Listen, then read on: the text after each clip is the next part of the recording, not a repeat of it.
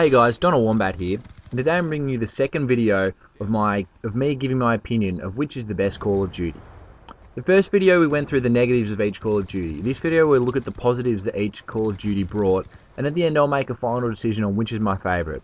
Now, just another quick disclaimer that all this stuff is just my opinion, and that everyone has their own opinion. Feel free to leave yours in the comment section below. Okay, now once again we'll start from Call of Duty 4, as this is where the Call of Duty series really kicked off. Modern Warfare, the first one. It was and still is a hugely popular game. It was the first game to steer clear of the generic World War II shooters which were made popular around this time by series such as Battlefield and Medal of Honor, and move into a new modern setting.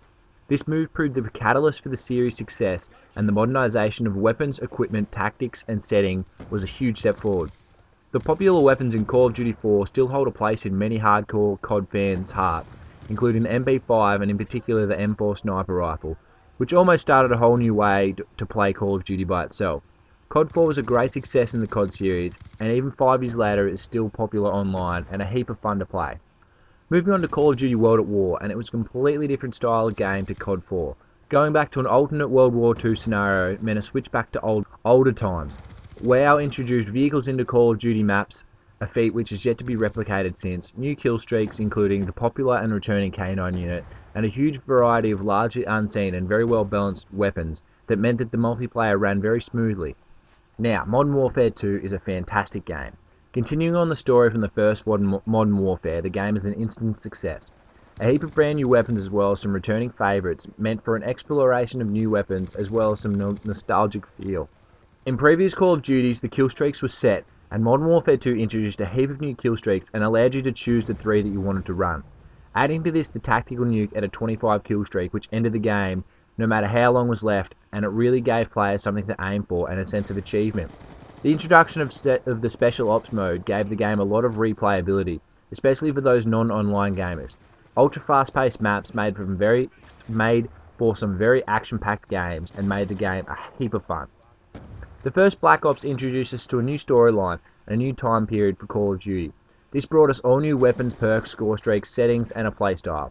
Although Black Ops was not a COD that I personally enjoyed a lot, it was definitely a well-balanced game. The super powerful snipers in previous games were made a lot harder to use, and while there are a number of powerful assault rifles and SMGs, none of them stood out. The way this game flows in Black Ops is just so smooth, and it's one of those games where there is not a lot of bullshit in it. It is easy to play, and if it's a game that you enjoy, then hours of fun can be had.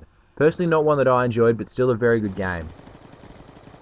Modern Warfare 3 was a personal favourite of mine in the Call of Duty series, and it brought a few new things to COD.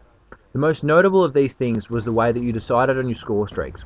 Rather than having 3 score streaks for every class, you could customise which score streaks you wanted for each class. It also introduced 2 new kill streak packages, being Support and Specialist. Support kill streaks could be earned without being consecutive kills, and were aimed at helping the team, whereas the Specialist loadout allowed you to earn perks for getting on a kill streak. This was a very popular setup to use, as after 8 kills you were awarded with all of the perks, and this made you a warrior.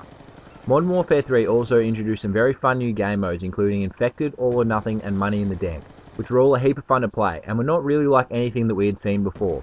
The last positive thing that I'll mention to come out of Modern Warfare 3 was Chaos Mode. Acquired through a DLC, it was a new offline game mode where chaos just broke loose and heaps of waves upon waves upon waves of guys came at you, and it was just crazy fun to play with mates. On to the current game, Black Ops 2. The Pick 10 system was a great introduction to this game. It allowed the player, when choosing a loadout, to allocate 10 points to equip different perks, weapons and equipment. I think in future games, with a bit of tweaking, it will be very successful, because in Black Ops 2 it just seemed that there were not a lot of variation in the perks that players used because of the strength of some perks compared to others. The way streaks were earned as well was another success in Black Ops 2, in my opinion. Rather than getting 1 point per kill, players were awarded points for not only killing players, but for playing the objective, getting assists, destroying equipment, and all manner of things which could add to their score streak. It was aimed at making people play the objective a lot more. I think it was a success in implementing this. Black Ops 2 was the first Call of Duty which has a competitive game mode playable within the game. League play was very successful and allows novice and professional Call of Duty players to mix play and improve their games. With the popularity of esports booming at the moment, it was fantastic to see Treyarch implement this and make it follow MLG rules as well, so players could get a real feel for what the pros feel.